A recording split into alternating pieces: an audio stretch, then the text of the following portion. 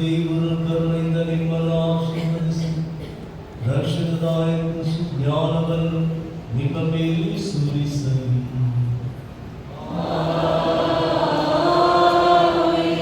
ವಿಶ್ವಾಸದ ಬೋಧನೆಗಳಿಂದ ದೇವರು ಸದಾ ನಿಮ್ಮನ್ನು ಪೋಷಿಸಿ ಅವರ ಪವಿತ್ರ ಕಾರ್ಯಗಳಲ್ಲಿ ನೀವು ಸತತ ಮುನ್ನಡೆಯುವಂತೆ ಮಾಡಲಿ.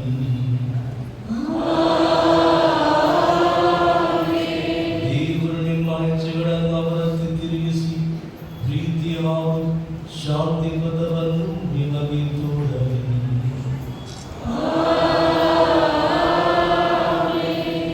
ಸರ್ವಶಕ್ತ ದೇವರಾದ ಪಿತಾ, ಸುತ ಮತ್ತು ಪವಿತ್ರಾತ್ಮರು ನಿಮ್ಮನ್ನು ಆಶೀರ್ವದಿಸಲಿ.